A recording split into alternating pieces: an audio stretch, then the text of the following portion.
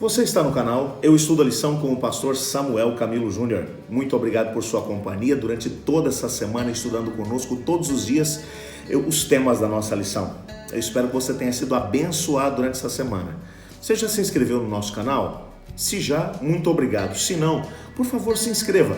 Mesmo você que tem acompanhado o nosso estudo através do Facebook, do Instagram, do WhatsApp, dá um pulinho lá no YouTube e se inscreve, por favor. Eu vou te explicar por quê. Nós queremos saber até onde esse estudo está chegando, quantas pessoas estão sendo abençoadas através dela. Então, por favor, dê um pulinho lá no canal do YouTube Eu Estudo a Lição com o pastor Samuel Camilo Júnior. E aí você vai ter a possibilidade de poder me ajudar a tentar entender até onde esse estudo está chegando. Tá legal? Muito obrigado por isso. Hoje é sexta-feira, dia 17 de abril, e faremos um estudo adicional do nosso tema principal dessa semana, que foi a visão de Jesus e dos apóstolos acerca da Bíblia. O nosso guia de estudos hoje, ele na verdade vai trazer dois textos de Ellen White, um deles da revista Signs of the Times, e o segundo deles do Fundamentos da Educação Cristã.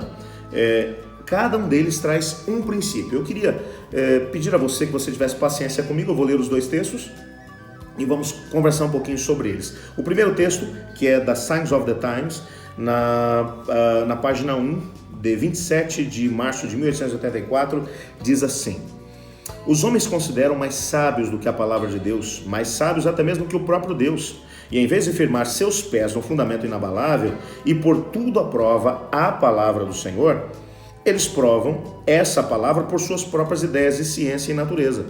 E se a palavra não concordam com suas ideias científicas, eles então a descartam como indigna de crédito. Esse texto, na verdade, está dizendo o seguinte, que tem muita gente que se acha muito inteligente, que estuda aquilo que é a natureza que foi criada pelo próprio Deus, e que quando encontram na Bíblia uma aparente contradição com aquilo que eles compreenderam do que estudaram na natureza, eles descartam a Bíblia. Porque dizem, não, a Bíblia aqui é um livro ultrapassado, a gente agora descobriu aqui a verdade estudando esse elemento da natureza. A gente precisa compreender que a Bíblia, ela é a revelação de quem? De Deus, o Deus criador do céu e da terra. Quando nós estudamos aquilo que Deus criou, nós temos que tomar muito cuidado para não deixar que a criação de Deus se torne mais importante do que aquilo que Ele falou. E a história tem comprovado que em muitos momentos em que grandes nomes, grandes cientistas que questionaram a palavra de Deus em determinado aspecto e disseram a Bíblia está completamente equivocada. E a história depois foi comprovar que eles estavam completamente equivocados. Que a sua compreensão a respeito daquilo que era, por causa do que estudaram na natureza e que estava em aparente confronto com a palavra de Deus, com o tempo certo a palavra de Deus mostrou que estava certa. Então, a ciência ela tem que se submeter à Bíblia e não a Bíblia à ciência. Algumas pessoas têm tentado fazer com que a Bíblia se acomode com a ciência. Alguns, por exemplo, vão olhar para Gênesis, os 7 dias da criação, e vão dizer que cada um daqueles dias representa um ciclo de 1000 anos. Aonde está escrito isso? E que o primeiro dia representou um ciclo de criação que não deu certo. Aí depois ele foi e tentou de novo, depois não deu certo outra vez, até que da 7ª vez deu certinho. Mas onde está escrito isso? Isso para poder tentar explicar as diversas camadas de fósseis que aparecem em diversas partes do mundo. Mas quando olhamos para esses fósseis à luz do dilúvio, por exemplo, somos capazes de perfeitamente compreender o que estava acontecendo. Um segundo texto que vai aparecer aqui, ó. Esse texto é do Fundamentos da Educação Cristã, página 432, que diz assim: os que mais se acham familiarizados com a sabedoria e o propósito de Deus da maneira como foram revelados em sua palavra, tornam-se homens e mulheres de vigor mental e podem tornar-se obreiros eficientes como o grande educador Jesus Cristo. Ele deu a seu povo as palavras da verdade e todos são convidados a desempenhar uma parte em torná-las conhecidas ao mundo. Não há santificação à parte da verdade. A palavra, quão essencial, portanto, que ela seja compreendida por todos.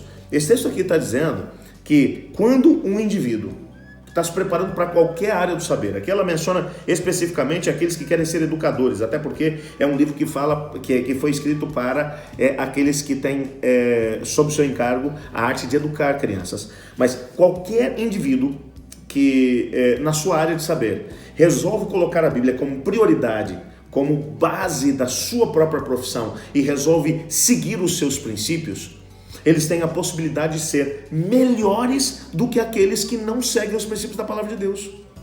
Por quê? Porque os princípios da palavra de Deus que nos foram dados para poder nortear a nossa vida, o nosso relacionamento com Deus e com o semelhante.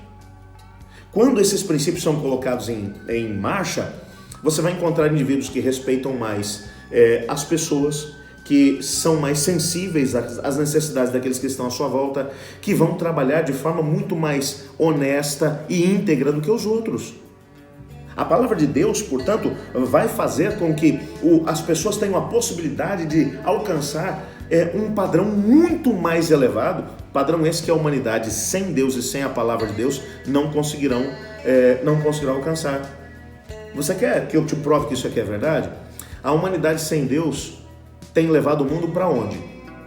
Tem levado o mundo para a honestidade, para a moralidade, tem levado o mundo para o respeito em relação às necessidades do próximo, para a paz, ou tem sido exatamente o contrário?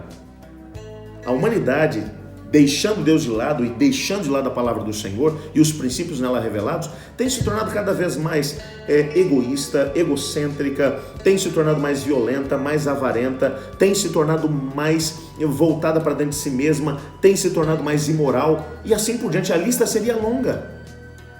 Por quê? Porque quando você tira os princípios da palavra de Deus da vida do ser humano, o centro da vida do ser humano se torna o próprio ser humano.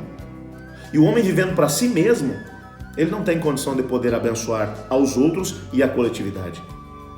Portanto, os princípios que estão contidos na palavra de Deus farão com que todos os profissionais de todas as áreas possam ser ainda muito melhores na sua própria área do que o seriam se não vivessem os princípios da palavra de Deus. Então vamos orar hoje pedindo para que Deus nos ajude a viver os princípios da palavra de Deus? Vamos orar por isso?